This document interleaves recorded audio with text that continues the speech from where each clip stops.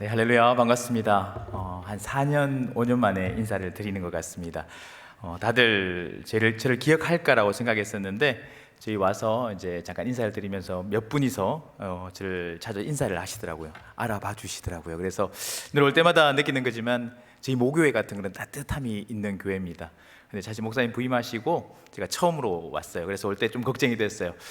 목사님 처음 뵙는데 낯설지 않을까 이런 생각을 했는데 오늘 목사님과 잠깐 당회실에서 이렇게 교제하는 중에 참 좋은 목사님이 교회에 오셨구나라는 생각도 들고요. 여전히 또 이 자리에 서니까 저희 모교회에 온 것 같은 그런 따뜻함을 느낄 수 있어서 늘 감사가 되고 평안함이 있는 것 같습니다. 네, 저희는 세네갈이라는 곳에서 사역을 하고 있고요. 많은 분들이 기억해 주셨는데 저희가 12년째 지금 그 땅에 사역을 하고 있습니다. 그래서 짧게 사역을 지금 12년 동안 어떻게 하나님께서 그 땅에서 일하고 계시고 어떻게 역사하셨는지를 잠깐 나눠드리고 이어서 오늘 읽었던 본문을 중심으로 함께 좀 말씀을 나눴으면 좋겠습니다. 저희는 사명을 품은 항해자라는 이름으로 애칭을 가지고 그 땅에서 사역을 하고 있습니다. 지난번에도 말씀을 드렸지만 이 애칭을 가지게 된 데는 특별한 이유가 있었습니다. 그 땅이 97%가 무슬림이고 저희가 그 땅에 가서 복음을 전하려고 할 때 정말 아무것도 할 수 없을 것 같더라고요. 정말 교회 개척은 생각도 안 했어요. 한 명에게라도 내가 복음을 전해서 한 사람이라도 내가 제자를 삼을 수 있을까? 이런 두려움과 염려함에 사로잡히기 시작을 했습니다. 그 땅에 처음 갔을 때는 몰랐는데 그 땅의 문화를 배우고 언어를 배우면 배울수록 그 땅에 견고하게 뿌리내린 그 이슬람의 진이 너무 견고하게 보였습니다. 그래서 마치 망망대해 띄어진 작은 돛담배 같더라고요. 조금만 바람이 불어도 그 배가 금방이라도 뒤집혀서 난파될 것 같았습니다. 그래서 하염없이 눈물 흘리고 위경련이 오고 대상포진이 오고 그 스트레스로 인해서 그렇게 고통받고 눈물 가운데 있을 때 하나님 저희를 찾아오셔서 말씀해 주셨습니다. 너희가 타고 있는 그 배의 방향키를 내가 쥐고 있단다. 그리고 너희가 두려워하는 그 망망대해 그 넓고 넓은 바다를 내가 창조했단다. 그리고 너희가 두려워하는 그 바람과 그 풍랑을 지금도 내가 주관하고 있단다라고 말씀하시면서 너희가 절대로 난파되지 아니하며 내가 목적한 곳으로 너희를 선하게 인도해 갈 것이라는 약속의 말씀을 주셨습니다. 그러면서 저희는 그때부터 하나님, 우리는 사명을 품은 항해자입니다 라는 고백으로 12년째 그 땅을 섬기며 복음을 전하고 있습니다. 전재범 양성금 하얀나니 선교사 가정입니다. 네, 우리 지난번에도 여러 번 좀 말씀을 드렸는데 혹시나 잊으셨을까 싶어서 아프리카에 대해서 간단하게 좀 설명을 드리겠습니다. 아프리카는 54개의 나라로 구성된 대륙입니다. 아프리카를 되게 작게 보는 분도 계시는데 동쪽에서 서쪽까지 비행기로 10시간이 걸립니다. 저 북쪽에서 남쪽까지 비행기로 19시간이 걸립니다. 세계에서 두 번째로 큰 대륙이고요. 유럽 사람들이 지도를 그리다 보니까 아프리카를 작게 그리고 유럽을 크게 그렸대요. 그런데 아프리카가 생각보다 굉장히 큰 대륙입니다. 그런데 이 아프리카를 종교 분포로 보면 북쪽에 이슬람이 강합니다. 그래서 북쪽이 대부분의 이슬람들이고요. 아래쪽으로 갈수록 기독교 국가들이 있습니다. 그래서 남진하는 이슬람과 북진하는 기독교가 저렇게 영적 전선을 이루고 있습니다. 저곳에는 특별히 좀 영적인 전쟁이 강하고 영적인 싸움들이 강한 지역들입니다. 바로 그 영적인 전선 가운데 있는 세네갈은 저곳에 위치해 있습니다. 우리 한국에서 보면 가장 땅끝이에요. 아프리카 대륙에서도 서쪽 땅끝, 한국에서 봐서도 서쪽 땅끝. 세네갈을 한 대부분 다 축구만 아세요. 축구만 아시는데 저 세네갈이 부록근 아프리카라는 곳에 속해져 있습니다. 아프리카에 부록근 아프리카가 23개의 나라가 있고 영호권 나라가 22개의 나라가 있습니다. 우리가 영호권 나라는 대부분 다 잘 아세요. 우간다, 케냐, 탄자니아 쭉 이야기를 하시는데 부록권 아프리카를 한번 이야기해 보세요 하면 거의 모르세요. 부록권 아프리카가 23개나 되는데도 잘 모르세요. 부록권 아프리카가 23개이고 영권 아프리카보다 더 많은데도 불구하고 한국에서 파송한 선교사님들 중에 단 7%, 100명 중에 7명이 저 23개의 나라에 가서 사역하시고 93분은 영어권 나라에 가서 사역하세요. 그래서 보면은 저 부록권 아프리카 23개의 나라의 선교사님들을 다 합쳐도 예전에는 한 300명까지도 봤는데 지금 코로나를 지나면서 지금은 200에서 250명 정도가 23개의 나라에서 사역을 하고 계시는데 영어권 나라는 우리가 잘 알고 있는 예를 들어서 우간다 한 나라만 봤을 때도 작년에 우간다 선교사님들의 통계가 한국 선교사님들 500명이었대요. 그러니까 한 나라의 절반도 안 되는 숫자가 23개의 부록권 아프리카에 가 있다는 거죠. 그 이유는 우리가 불어라는 언어가 조금 낯설기도 하고요, 프랑스어가 좀 낯설기도 하고, 공교롭게도 사하라 사막을 중심으로 주변 국가에 이 불어권 아프리카들이 다 있어요. 그러다 보니 세계 최빈국을 따져보면 그 불어권 아프리카 23개 나라들이 다 뒤에서 순위가 나온다고 합니다. 그래서 아마 한국에서는 조금 소외된 지역입니다. 사실 뭐 모든 지역들이 다 복음의 필요는 있습니다. 제가 이 불어권 아프리카를 말씀드리는 것은 좀 더 긴급하게 복음의 필요가 있고 우리 기도가 필요한 지역이다라는 것들이죠. 그래서 저 아프리카를 놓고 기도하실 때 조금 이렇게 세분화해서 기도해 주시면 좀 더 응답이 빠르지 않을까라는 생각을 해봅니다. 그 불어권 아프리카, 서부 아프리카에 속한 세네갈은요, 이슬람이 97%입니다. 그리고 개신교가 0.18%입니다. 기독교가, 개신교가 0.0%대인 나라들이 많지 않아요. 그런데 세네갈은요, 개신교가 0.18%고요. 지금도 58개의 종족들이 자신들의 언어와 문화를 가지고 살아가고 있습니다. 조금 전에 말씀드렸듯이 공용어는, 우리가 학교에서 교육받는 언어는 프랑스어 언어이고요. 일반적으로 사람들이 사용하는 언어는 그 나라 중에 58개 종족 중에 40% 정도의 종족이 월러프 종족이라는 종족인데, 그 종족 언어가 그 나라에서 일반적인 언어로 사용되어지고 있습니다. 저희는 그곳에서 12년 동안 인재양성사역과 교회개척사역, 그리고 긍휼사역과 센터 사역을 지금은 준비를 하고 있습니다. 생각하는 이런 곳이에요. 우리가 아프리카 하면은 막 동물들을 생각하고 정글들을 생각하시는데, 세네갈은요, 우리 사하라 사막 이남에 있어요. 그래서 가도 산이 없습니다. 끝없는 저런 모래 광야예요. 그래서 이제 사막화가 진행되어져 가고 있는 땅이라 해서 사헬 땅이라고 하는데, 가도 끝없는 지평선들, 모래바람. 그래서 조금만 바람이 불어도 이렇게 바닥에서 들고 일어나는 모래바람들이 있습니다. 아프리카 가면은 좀 좋은 공기라도 마실 수 있지 않겠나라 생각했는데, 우리가 있는 지역에서는 보통 그 미세먼지가 600에서 700 ppm 이렇게 나온다고 하더라고요. 한국에는 100이 넘어가면은 뭐 경고가 뜨고 막 한다고 그러시더라고요. 그런데 늘 공기가 좀 좋지 않은 지역이에요. 그래서 하나님이 우리 생각과 다르게 저곳을 저희를 인도해 가셨어요. 이제 무슬림이다 보니까 돼지고기를 먹지 않습니다. 그래서 양과 소고기를 먹는데, 보시면 아시겠지만 소들이 이렇게 살찐 소가 없어요. 풀이 귀하다 보니까. 그래서 목동들이 풀을 찾아서, 물을 찾아서 건기철에는 이동도 하고요, 또 건기철에는 풀이 없으니까 박스를 주워다가, 종이 박스를 주워다가 이렇게 물에 불려서 동물들에게 먹이기도 합니다. 제일 안타까운 것은 이제 소나 양들이 쓰레기통에, 쓰레기장에 가면은 늘 소나 양들이 그 쓰레기장을 뒤지고 있어요. 먹을 게 없어서. 때로는 비닐도 먹고. 그래서 참 안타깝다라는 생각을 하죠. 그래서 우리가 양 또 소고기 하면 되게 고급 종류의 고기이지만 저희는 소고기와 양고기를 먹지 않습니다. 너무 질기고 너무 맛이 없어요. 이제 우기철 막바지의 세네갈의 모습입니다. 아직까지 푸르름이 좀 있죠. 네. 그래서 한국의 한 60년대와 한 70년대 초의 모습들입니다. 그리고 일반적으로 먹는 음식들인데요, 저렇게 양푼이 같은 데다가 이렇게 해서 손으로 먹거나 숟가락으로 해서 함께 이렇게 밥을 먹어요. 참 정이 많아요. 어디 가나 이렇게 밥을 먹는 곳에 지나가면 와서 먹으라고, 같이 먹자고 막 불러요. 가면 자기가 먹던 숟가락 이렇게 쭉 빨고는 물에 한번 석씻겨서 겨줘요. 그 물도 손 씻었던 물이에요. 그래도 참 정이 많고, 그때부터 제가 이 숟가락을 가지고 다닙니다. 그리고 언제든지 먹을 때는 제 숟가락, 숟가락 여기 있다고.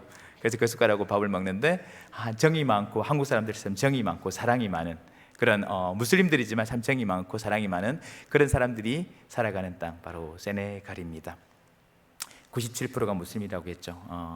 그냥 무슬림으로 태어나서, 이슬람은요 이들에게 더 이상 종교가 아니죠. 그냥 태어나서부터 자연스럽게 접하는 자신들의 문화고, 죽을 때까지 어떤 의문도 질문도 하지 않습니다. 그냥 순종하고 복종하는 것을 자기 삶의 미덕이라고 생각하고, 그렇게 살다가 그렇게 죽어가는 사람들이 97%나 이상이 되는 땅, 바로 세네갈입니다.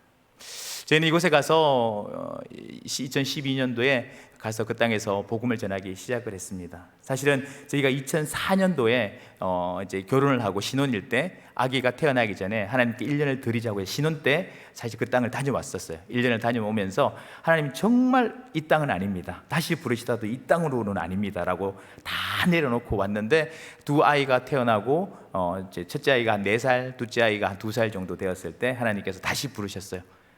다시 부르실 때 하는 말씀이 그거셨어요. 그 땅을 보고 너희가 가지 않으면 누가 가겠니? 그 땅에. 그 말을 듣는데 순종하지 않을 수가 없었습니다. 그렇게 해서 그 땅에 들어가서 복음을 전하기 시작을 했습니다. 그래서 이제 처음에는 캠퍼스죠. 우리로 말하면 수도에 있는 서울대 같은 그런 곳에 가서 복음을 전하기 시작을 했습니다. 그곳에서 청년들을 만나고 기도 모임을 하고 복음을 나누고 양육하기 시작을 했습니다. 그리고 그곳에서 함께 만났던 청년들을 데리고 자신들이 태어나고 자란 종종 마을들로 방문하기 시작을 했습니다. 그렇게 하다 보니 형제의 집에서 예배가 시작되었습니다. 그래서 첫 번째 교회인 와할잠 가정교회가 시작되었습니다. 아마 왼쪽의 사진이 저희가 이제 처음에 개척할 당시의 사진이고요. 오른쪽 사진이 현재의 모습입니다. 왜냐하면은 저 마을은 무슬림이 유독 강해가지고 10년이 넘었지만 아직까지도 예배당이 아직 건축되지 못하고 있는 마을인데요. 어쨌든 저 가지라고 하죠. 그냥 흙으로 담을 쌓고 갈대를 얹은 저 형제의 집에서 예배를 드리는 그 시간이 너무 행복했습니다. 거의 종종 마을은 100%가 무슬림들인데 이곳에서 하나님을 찬양하고 말씀을 나누고 예배한다는 것만으로도 너무 행복하고 기뻤습니다. 그렇게 예배를 드리다 보면 닭이 병아리들을 데리고 쭉 들어와 가지고 저희 발을 한번 돌고 가기도 합니다.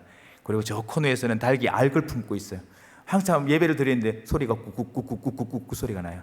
닭이 알을 품고 있기도 하고 그렇게 굉장히 내추럴한 환경이었지만 저곳에서 예배드리고 지금도 저 형제의 마을에서 형제의 그 마당에서 형제의 방에서 예배드리고 있는데 이 시간이 지금도 저에게는 가장 행복하고 즐거운 시간입니다.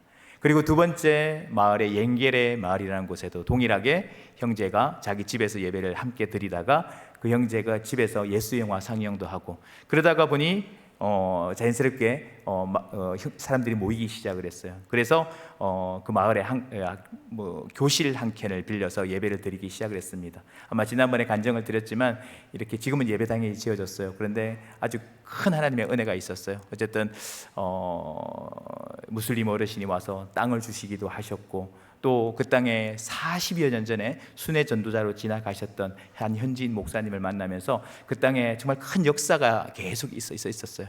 사실 무슬림 마을에 예배당이 세워지고 교회가 세워지는 것은 하나님의 특별한 은혜가 없으면 불가능하다는 것을 우리에게 보여주시면서 이 선교는 하나님이 하시는 거구나, 하나님의 선교이구나 라는 것들을 보여주시더라고요. 우리가 아무리 열려고 해도 열리지 않던 그 선교가 하나님께서 이 땅에 그 땅에서 일하고 계시고 역사하시는 그 현장을 보고 그 현장에서 우리를 부르셔서 참여시키시고 동참하신 그 은혜를 경험하니 막 열리기 시작을 했습니다. 그래서 두 번째 교회가 개척되어졌고요. 지금은 매주 이렇게 예배를 드리고 있습니다. 저랑 함께 처음 예배를 드렸던 형제는 전도사 안수도 받았고 그리고 올해 지난달에 목사 안수까지 받게 되었습니다. 할렐루야. 그 형제는 예수를 믿고 나서 자기 아버지가 자기가 자는 방에 불까지 질렀거든요. 그렇게 도망 나와서 믿음을 지키고 했는데 지금은 하나님의 사역자로 지금 신실하게 세워져서 매주 그곳에서 함께 예배를 드리고 있습니다. 그리고 마지막으로 세 번째 세워진 교회가 음부마 마리안 교회입니다. 세네갈은 어디 가나 아이들이 많아요. 인구 증가 속도가 매년 5%씩이거든요. 그러니까 10년이 지나면 인구 전체의 50%가 증가하는 거예요. 굉장히 빠른 속도로 증가하죠. 그래서 어느 마을, 지금 저희가 세워진 마을들은 대부분 다 전기가 없는 마을들이거든요. 전기가 없는 마을이지만 어디 가나 아이들이 많아요. 그래서 저렇게 나무 그늘 아래에서 예배를 드리기 시작하고 여기에도 동일하게 마을의 교실 한 켠을 예배를 빌려서 예배를 한 2년 정도 드리다가 이제 세례자가 생기고 그리고 이제 코로나 시기에 정말 어려운 시기였는데 그때 이제 그 생명의 쌀을 나눔을 하면서 그 마음이 열리기 시작을 했어요. 그때 코로나 때는 뭐 전 세계가 다 어려웠지만 아프리카는 더 어려웠어요. 정말 먹을 게 없었어요. 쌀도 다 거의 뭐 90% 이상 수입을 해서 먹는 나라인데 수입도 안 들어오죠. 또 지역 간 이동도 통제되어서 사람들이 갈 곳이 없었어요. 그래서 그때 저희가 사실은 이제 긍휼 사역을 좀 조심했었어요. 왜냐하면 복음을 전하기 위해서 무슬림들에게 긍휼 사역, 나누는 사역을 좀 조심하며 했었는데 그때는 나누지 않을 수가 없었어요. 너무나 가난했고 어렵고 힘들었기 때문에. 근데 그때 쌀 나눔을 하면서 그 마을의 무슬림 어르신 촌장님이 나오셔서 진짜 버선발로 나오셔서 제 손을 잡으시고는 너희가 목사님이 정말 우리 세네갈 정부보다 낫다고 너무 감사하고 내 평생 이런 큰 사랑을 받아본 적이 없다라고 할 만큼 그때 쌀 나눔을 하면서 하나님께서 교회를 여셨고 그 촌장님이 땅을 주셨어요. 코로나 때 돌아가시면서 유언같이 땅을 남겨주셨고 코로나 기간에 건축을 시작을 해서 2022년 11월 달에 이렇게 아름답게 헌당 예배를 드렸습니다. 교회 예쁘죠? 목소리가 너무 작네요.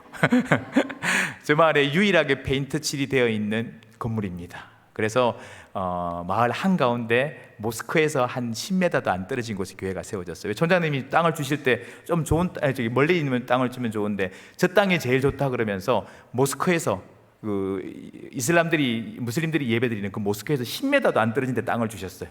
그래서 지금 가보면은 저 교회 옆에 좀 작지만 초라한 모스크가 하나 서 있습니다. 모스크가 먼저 서 있었고 교회가 지금 섰는데 어쨌든 무슬림 어르신들이든 그 마을을 지나가는 모든 사람들이 한 번씩 지나가다가 마차를 세우고는 우리 교회를 바라보고 간답니다. 너무 예뻐서. 할렐루야. 무슬림들이 지나가면서 십자가를 한번 보고 간다는 것만 해도 얼마나 감사합니까? 그래서 특별히 사실 교회를 개척한다는 생각도 하지 않았고요. 또 정말 하나님께서 한 명의 영혼이라도 우리가 구원할 수 있으면 하나님이 그것으로 제 사역은 성공입니다라고 생각했던 그 지역에서 이렇게 하나님의 은혜를 주시고 또 하나님께서 동행하시고 하나님의 선교에 저희를 동참시켜 주셔서 지금은 3개의 교회가 개척되어지고 2개의 교회는 예배당까지 세워지는 은혜가 있었습니다.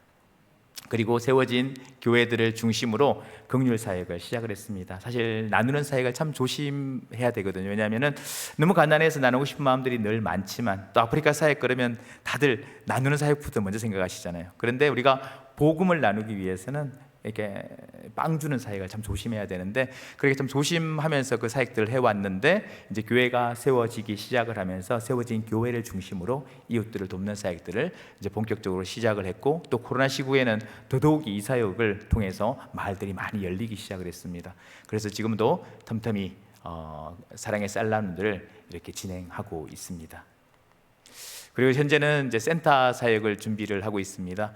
그동안은 이제 종종 마을들, 사실 전기가 없는 그 마을들을 제가 찾아 들어가는 원심 사역이라고 해서 종종 마을들을 찾아 들어가서 그 땅의 청년들을 만나고 그들과 함께 정말 달빛 아래에서 함께 성경책을 읽으면서 모래바닥에 이렇게 돗자리 같은 걸 깔아놓고 함께 자면서 그렇게 이렇게 말씀을 나누고 양육을 하고 예배를 드렸어요. 그랬는데 이제 사실 제 몸도 너무 한번 다녀면 이제 몸살도 나기 시작하고 또 교회가 세워지기 시작을 하면서 이제 청년들이 좀 더 늘어나기 시작을 했어요. 그래서 이들을 좀 더 잘 훈련하고 양육하고 교육해야 되겠다라는 마음을 주셔서 지금 센터는 이제 조금 도시 쪽에 좀 도심 쪽에 지금 센터를 지금 준비를 하고 있고 이 센터는 이제 앞으로 세워지고 나면 사역자 훈련원으로 사용해서 형제들 또 지도자들을 불러서 함께 좀 공동체 생활을 하면서 잘 훈련하고 양육하고 좀 잘 먹여야 되겠다. 고기도 좀 먹여야 되겠다라는 마음을 가지고 지금은 이제 건축을 하고 있고요. 건축한 지가 조금 됐는데 생각보다 이게 전쟁도 있었고 뭐 여러 가지 어려움들이 많았잖아요. 그래서 뭐 철근이 들어왔다가 안 들어왔다 하기도 하고 막 그래가지고 건축이 조금 느려지고 있는데 그래도 하나님의 은혜로 매일 조금씩 건축이 되어지고 있습니다. 지금 저만큼 되었어요. 사실 제가 세네갈 가서 건축을 한 줄을 몰랐어요. 전혀 몰랐어요. 그런데 세네갈 가니까 건축도 하게 되고 뭐 동물도 키우게 되고 다 하게 되더라고요. 할렐루야. 그래서 저희 사역을 이렇게 정리를 해보니까 사실 이제 아프리카 그러면 구제 사역, 나눔 사역을 많이 생각하시는데 저희들도 그 생각을 했었죠. 그런데 우리가 정한 시간에 정한 정한 그 기간과 물질 속에서 가장 효율적으로 우리가 하나님 앞에 어떻게 우리의 삶을 드릴 수 있을까라는 고민들을 하게 되었을 때 그래 우리가 그들의 육신의 부족함들 필요들을 채워줄 수도 있지만 생명을 살려야 되겠다라는 생각을 가지고 오직 복음 전하는 데만 집중을 했습니다. 그렇게 하다 보니 그 땅에서 일하고 계시는 그 하나님의 선교, 하나님의 역사들을 경험하게 하셨고 그 하나님의 사역에 저희가 참여하기 시작을 하면서 인재 양성 사역이 시작되었고요. 그리고 이제 청년들이 무슬림 종족 마을들의 청년들이 세워지기 시작을 하면서 형제의 가정들에서 예배가 드려지기 시작하면서 교회가 세워지기 시작을 했습니다. 그리고 세워진 교회를 중심으로 지금은 이제 긍휼 사역들이 진행되어지고 있고 또 세워진 지도자들과 청년들을 위해서 지금은 이제 센터 사역을 준비를 하고 있습니다. 그래서 이 그림이 저희가 지금 아프리카에서 하고 있는 세네갈에서 사역하고 있는 그림의 축소판입니다. 그래서 세네갈 전재범 선교사를 기억하시면은 꼭 이 그림을 생각해 주시면서 기도해 주셨으면 좋겠습니다. 사역을 영상으로 한번 만나보시겠습니다. 볼륨 좀 높여 주시겠어요? Sur nos cœurs et sur chaque pensée, car je sais que la paix est dans ta présence, en toi Jésus.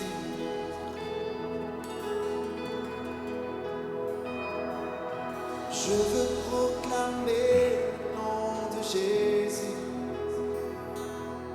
afin que toute chaîne soit brisée.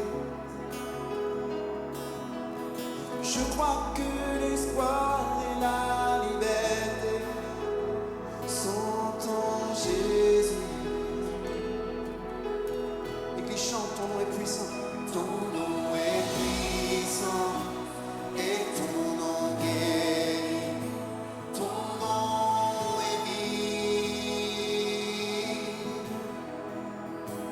Tu brises les chaînes, tu perces la nuit, consumes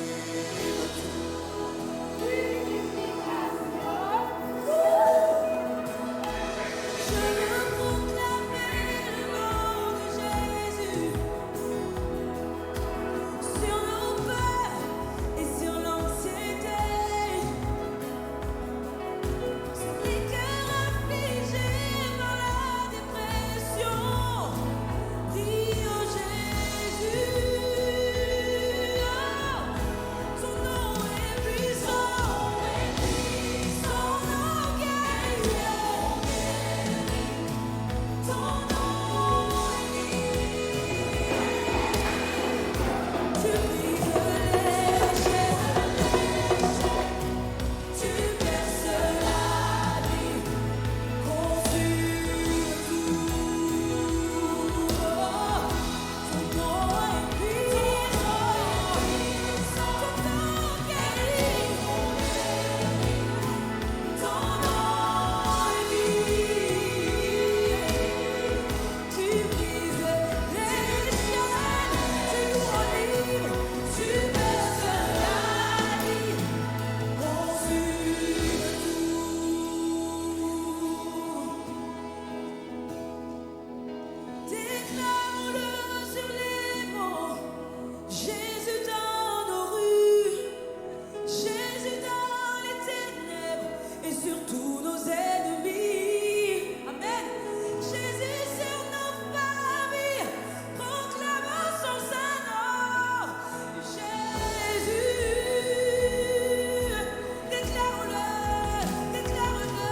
Déclare-le sur les monts, Jésus dans nos rues, Jésus dans les ténèbres et sur tous nos ennemis. Jésus sur nos familles, proclamons son saint nom. 네, 영상으로 보시니까 조금 더 마음에 와닿으시죠? 네.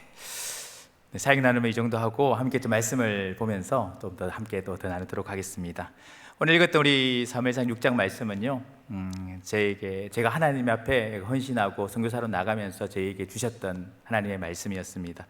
사실 지금도 여전히 앞이 보이지 않고 길을 찾지 못하고 사실 정말 캄캄한 그 흑암 가운데 들어갈 때 늘 이 말씀을 다시 찾아서 10번이고 20번씩 이렇게 읽습니다. 그렇게 다시 이 말씀을 읽다 보면 저에게 잃어버렸던 그 소명을 하나님께서 다시금 회복하게 하시고 그 부르심 앞으로 다시금 저희를 나아오도록 만드는 그런 말씀입니다.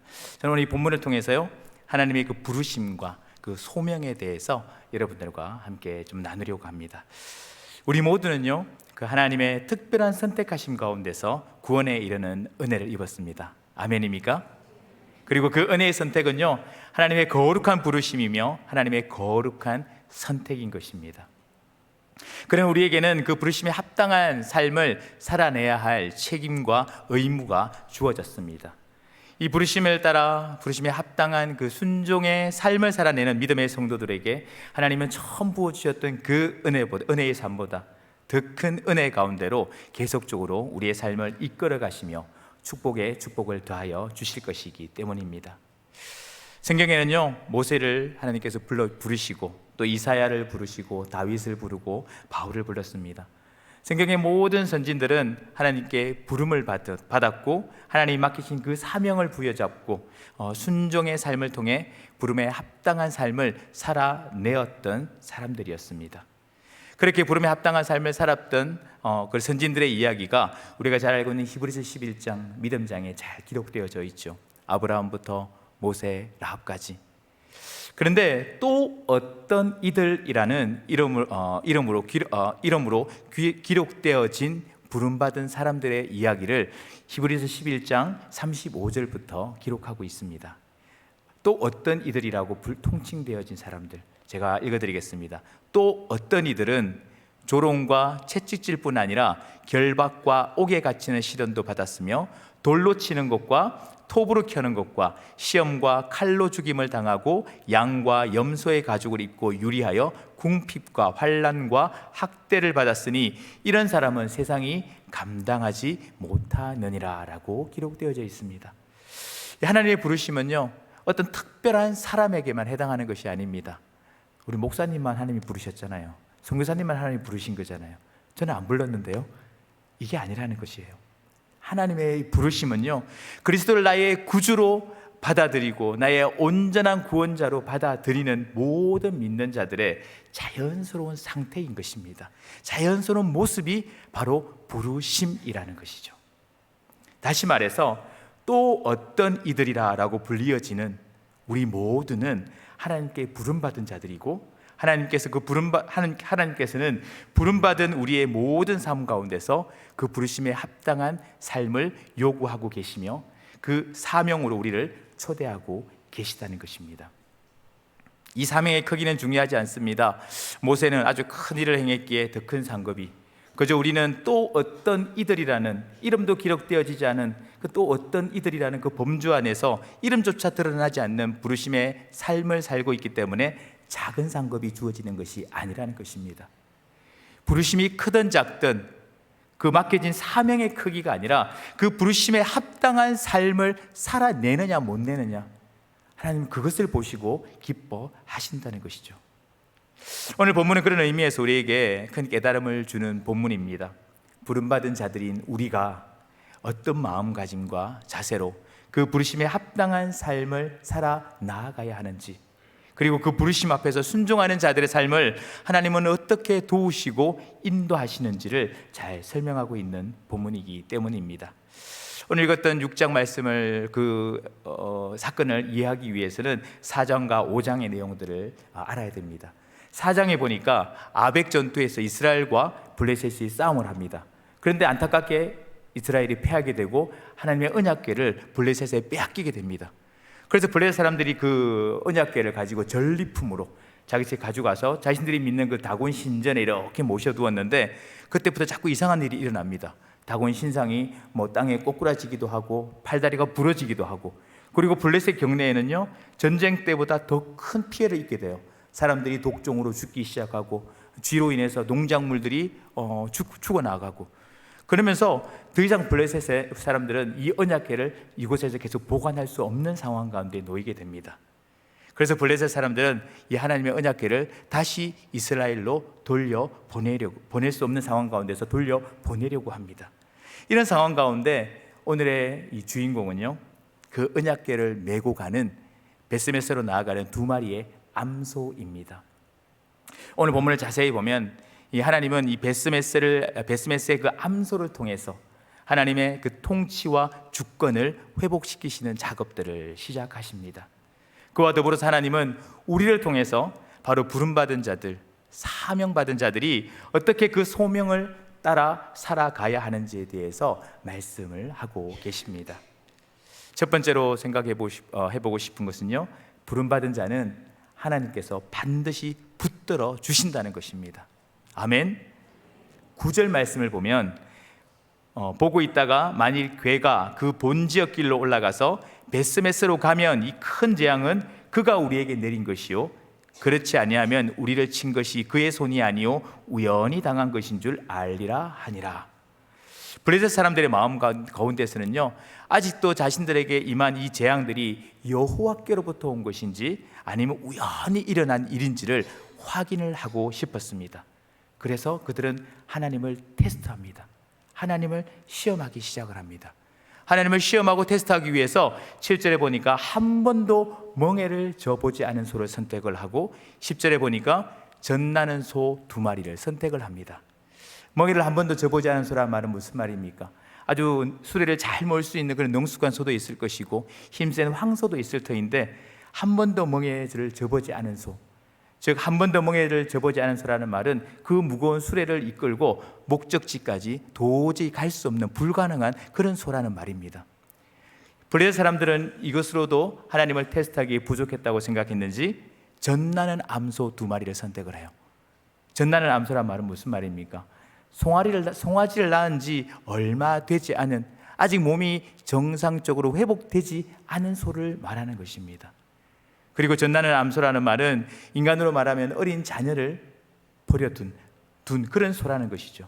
10절에 보니까 송아지를 우리에 가두고 집에 가두고라고 되어 있습니다. 아직 어린 송아지를 버려두고 한 번도 멍에를 져보지 않은 그 암소가 어떻게 그 하나님의 언약궤를 메고 그 먼 길을 갈 수 있다는 말입니까? 어떤 어미가 자녀를 그냥 버려두고, 그것도 태어난 지 얼마 되지 않은 어린 자녀를 그냥 버려두고 마음 편하게 떠날 수가 있습니까? 이것으로 블레셋 사람들은 하나님을 시험하고 테스트합니다. 도저히 불가능한 그 암소를 세워서 이 일을 불가능하게 만들어 버린 것입니다. 왜냐하면 하나님이 정말 살아계시다면 이 불가능한 상황을 가능하게 하실 것이요, 그렇지 않다면 언약궤는 벳세메스로 갈 수 없을 것이기 때문이었습니다. 또 12절에 보면 블레셋 방백들은 벳세메스의 경계선까지 따라가니라 라고 되어 있습니다. 하나님이 정말로 살아계셔서 자신들에게 일어난 이 모든 재앙들이 하나님께로부터 온 것인지 우연히 일어난 것인지를 직접 본인들의 눈으로 확인하고 싶었기 때문이었습니다. 하지만 하나님은 분명 살아계신 분이십니다. 아멘. 하나님은 약한 나를 강하게 하시고 역사하시는 분이십니다. 아멘. 이런 연약한 벳세메스의 암소를 하나님은 붙들어 주십니다. 그리고 그 연약하고 불가능하리라 생각했던 일을 가능하게 하십니다. 하나님은 하나님의 주권과 통치의 정면으로 대항하는 블레셋 사람들에게 나는 살아서 역사하는 이스라엘의 하나님 만군의 여호와임을 분명하고 선명하게 드러내시는 분이십니다. 하나님은 연약한 벳세메스의 암소를 부르시고 사명을 주셨으며 또한 그 능히 이겨낼 힘을 주시고 그 사명을 향해 끊임없이 나아갈 수 있도록 그 암소들의 마음과 생각을 붙들어 주신 것입니다. 결국에 연약한 벳세메스의 암소들은요, 그 언약궤를 메고 목적지까지 무사히 운반되어집니다. 하나님은 당신의 그 살아계심을 연약한 우리를 통해서 나타내기를 원하십니다. 하나님은 선교사로 저와 저희 가정을 선택하여 불러주셨습니다. 제가 강하거나 탁월하거나 정말 그렇기 때문에 저를 선택한 것이 아니라 그 누구보다도 가장 연약한 자에게 저를 통해서 그 하나님의 살아계심을 나타내고 드러내기 위해서 저를 선택했다라고 저는 믿습니다. 지난 12년의 선교지의 그 시간 속에 수많은 하나님의 그 부르심의 그 시간 속에서 저희의 마음과 생각을 지키시고 보호하시는 그 하나님을 경험하게 되었습니다. 2014년도에는 에볼라 사태 아시죠? 코로나보다 더 무서웠다는 그 에볼라 사태가 세네갈과 세네갈 인근에 있는 기니에서 시작이 됐거든요. 그리고 2019년도에는 코로나 시기도 있었고요. 강도를 만나고 또 오토바이 퍽치기 사고로 아내가 고통 가운데 있을 때 그 모습을 지켜보던 아이들이 외상후 스트레스 장애라는 진단을 받기도 했었고요. 도둑이 집에 들어와서 대부분의 물건들을 가지고 가고 집안이 엉망이 되었을 때도 있었고, 말라리아에 걸려서 사경을 헤맬 때에도 있었고, 또 모래 폭풍에 갇혀서 캄캄한 그 흑암 속에서 주님 나를 살려주십시오라고 그렇게 울부짖으며 하나님을 부를 때도 있었습니다. 특별히 지난 12월 달에는 많은 분들이 기도해 주셨는데요, 교통사고가 있었어요. 고속도로상에 있었던 교통사고였고 종족마을 교회 성탄 준비를 하고 들어가던 중에 교통사고가 있었고요. 에어백이 2개 다 터지고 저희는 잠시 막 기절하는 상황까지 있었고요. 아내는 긴급하게 앰뷸런스로 후송되어져서 소변줄을 단 채로 병원에서 한 2주 정도 사경을 헤매고 그런 어려운 상황까지 있었습니다. 그때는 정말 그렇게 눈물이 나더라고요.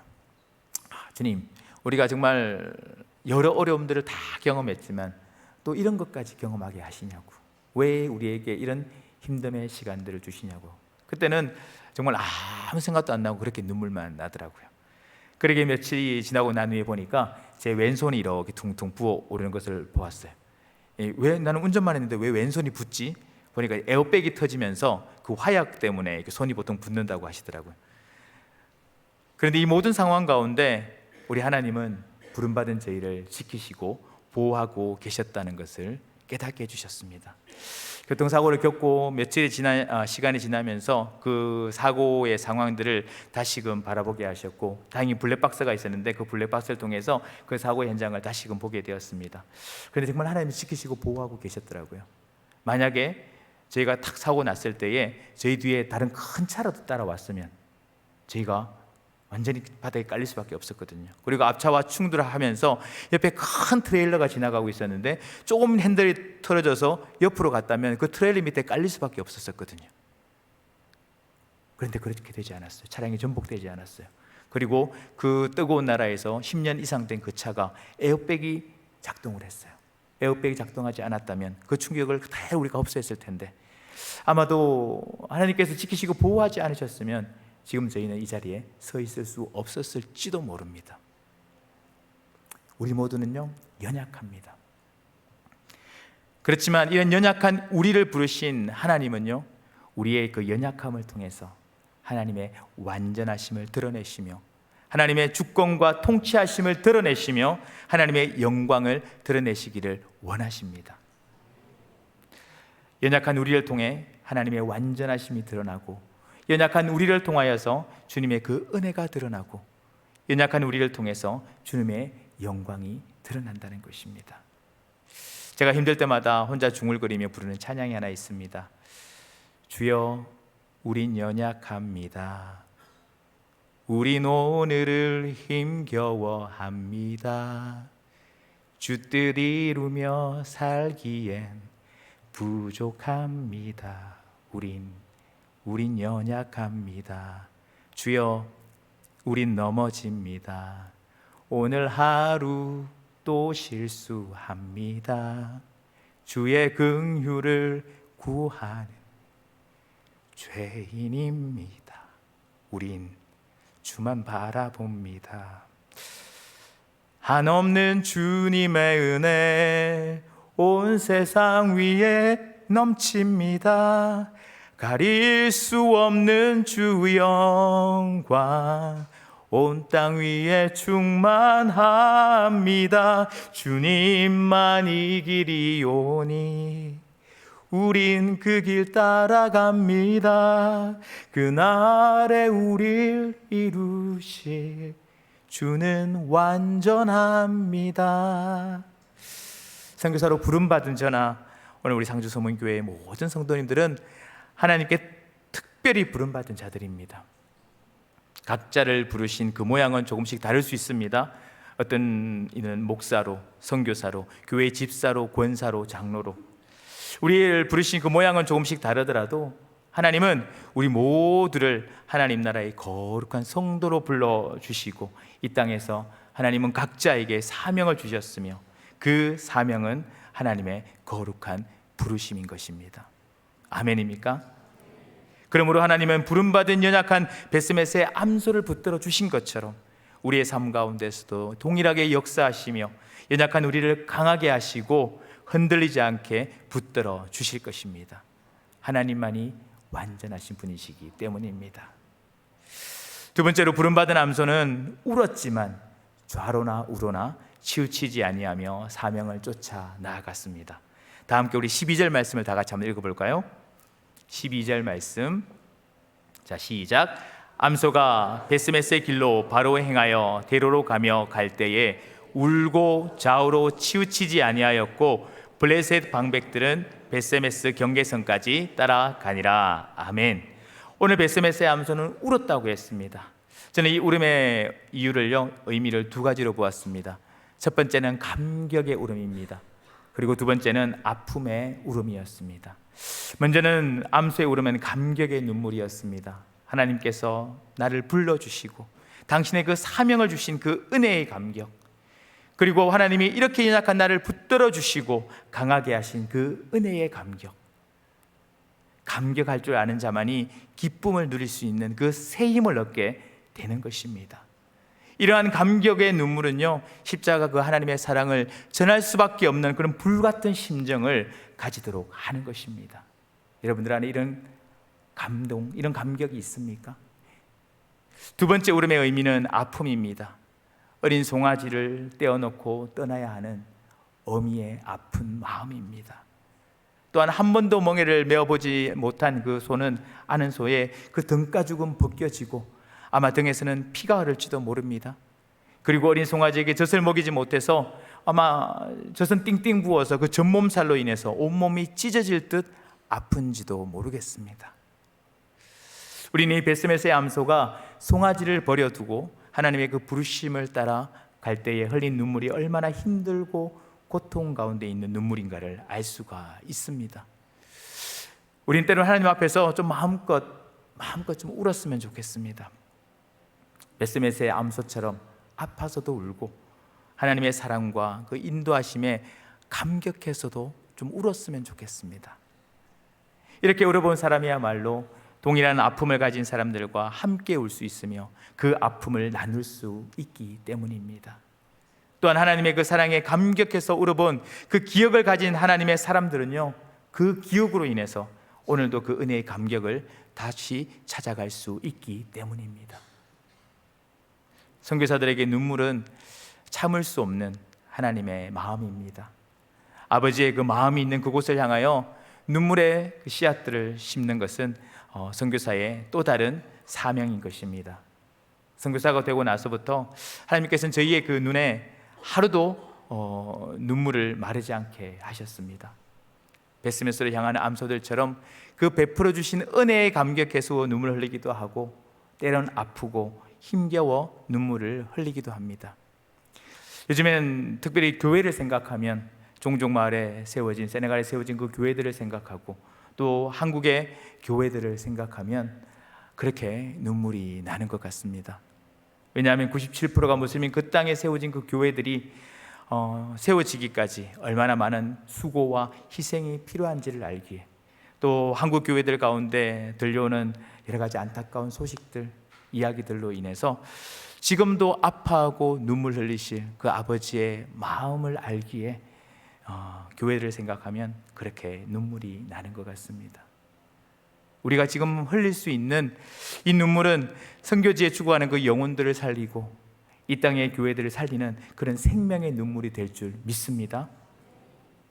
하나님의 몸된 교회를 향한 그 여러분들의 간절한 기도의 눈물은 이 상주 소문교회가 믿음의 반석 위에 든든하게 세워져가는 초석이 될 줄 믿습니다.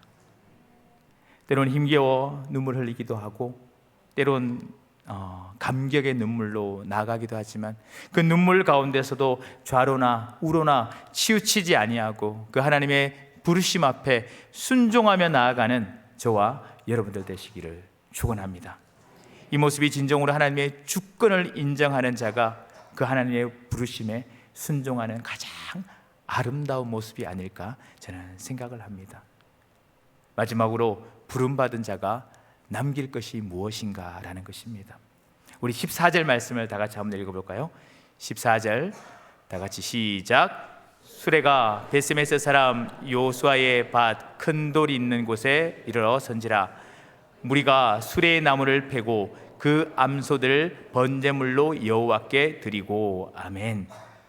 이제 암소들은 사명의 완성인 하나님의 그 법궤를 베스메스까지 안전하게 잘 운반해 왔습니다.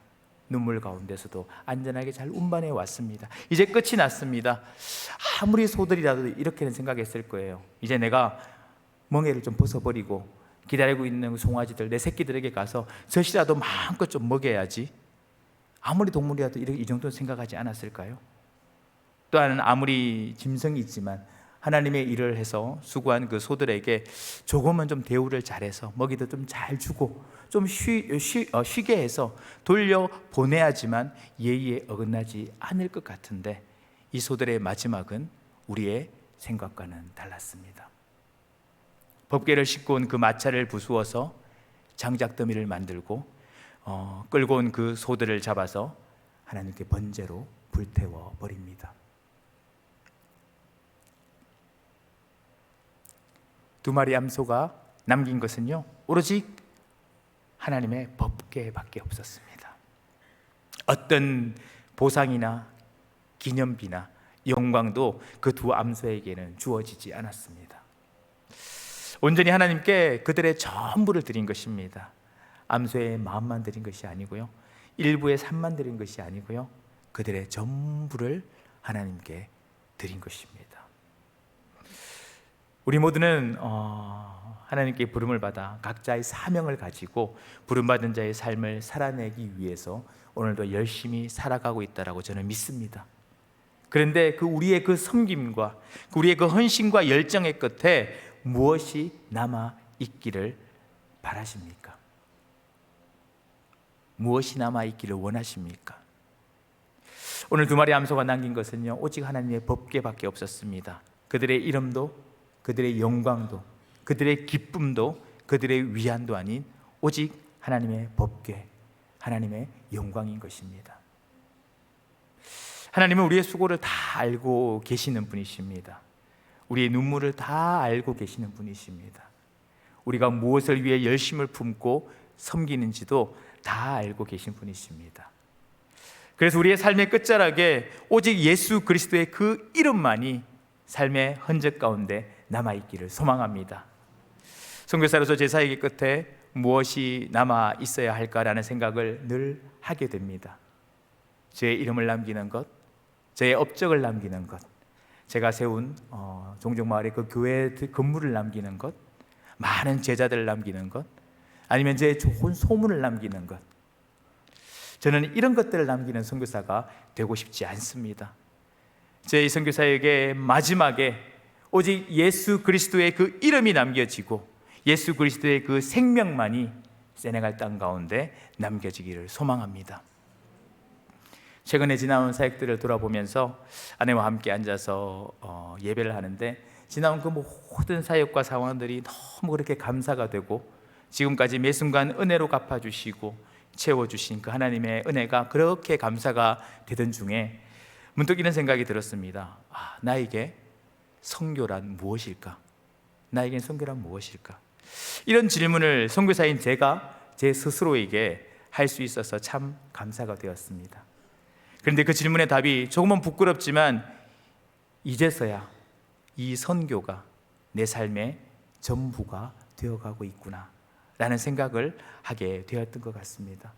늘 선교가 나의 삶의 전부라고 고백해 왔는데, 이제서야 비로소 정말 이 선교가 내 삶의 전부가 되어서 내 삶의 모든 삶의 흔적 속에, 나의 흐르는 이 핏줄 속에 하나님의 선교가 흐르고 있구나라는 고백을 하게 되었던 것 같습니다.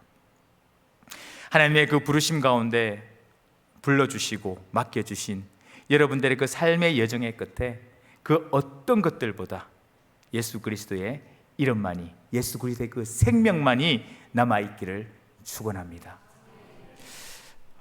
하나님의 부르심이라는 찬양이 있습니다. 하나님의 부르심에는 후회하심이 없네. 내가 이 자리에 선 것도 주의 부르심이라.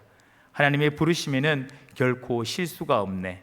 나를 부르신 하나님의 그 신실하심을 믿네. 작은 나를 부르신 뜻을 나는 알 수 없지만 오직 감사와 순종으로 주의 길을 가리라. 내가 때론 연약해져도 주님 날 도우시니 주의 놀라운 그 계획을 나는 믿으며 살리. 날 부르신 뜻 내 생각보다 크고 날 향한 계획 나의 지혜로 측량 못하나 가장 좋은 길로, 가장 완전한 길로 오늘도 나를 이끄심 믿네. 하나님은 연약하고 부족한 저를 불러주셔서 하나님의 성교라는 사명을 주셨습니다. 그리고 사명을 품은 항해자라는 이름을 주셨습니다. 그 부르심에 합당한 사명의 길을 간다는 것은 결코 쉬운 일만은 아니었습니다. 때로는 아팠고요, 때로는 죽을 만큼 외로웠고요, 때로는 소리 죽여 눈물 훔치며 홀로 걸어가야만 했던 길이었습니다. 하지만 이 길은 이미 2000년 전에 예수 그리스도가 걸어가셨던 바로 그 길이었습니다. 예수님도 부르심에 합당한 사명의 길을 가기 위해서 수없이 많은 고난과 환난을 겪으셨고요, 때론 눈물 가운데 외로이 홀로 걸어가셔야만 했던 길이었고, 그 부르심에 합당한 삶을 살아내었던 분이셨습니다. 그리고 그 예수님은 비로소 그 부르심의 끝에서 세상에 평화를 이루셨고요, 하늘의 영광을 드러내셨습니다. 사명을 품은 항해자로의 부르심의 길 가운데서 상주 소문교회처럼 저와 동일하게 그 부르심에 순종하는 교회를 만나고 또 다른 한 사람의 성도들을 만나서 지금도 세네갈 땅 가운데서 역사하시는 그 하나님의 성교에 대한 이야기들을 나눌 수 있다는 것은 저에게 정말 큰 위로가 되고 힘이 되고 기쁨이 되는 것 같습니다. 지금 이곳에 모여 예배하는 우리 모든 분들은요, 주님의 특별한 부르심과 계획하심 가운데 이곳 상주 소문교회로 인도되어져 왔음을 믿습니다. 아멘입니까? 나를 이곳에 부르신 하나님의 계획은요, 절대 후회하시거나 실수가 없으십니다. 주님의 이끄심은 가장 좋은 길과 가장 완전한 길로 우리를 인도해 주실 것입니다. 믿으십니까? 그래서 우리는 오늘도 눈물로 기도하며 좌로나 우로나 치우치지 아니하며 하나님의 그 계획하심과 이끄심을 소망해야 하는 것입니다. 그런 부르심에 합당한 삶을 통해서 우리의 삶이 회복되어지고 우리의 선교지마다 생명이 살아나는 역사가 일어나며 우리의 가정들이 회복되어지고 우리의 교회가 회복되어질 것입니다. 비록 힘이 들고 눈물 가운데 우리의 헌신이 필요한 삶이지만 그 부르심에 합당한 삶을 살아가기 위해서 몸부림치는 모든 우리 성도님들을 향하여서 성경은 이들은 세상이 감당하지 못하는 하나님의 사람들이다라고 칭하여 주실 것을 믿습니다. 아멘. 함께 기도하시겠습니다. 우리가 가장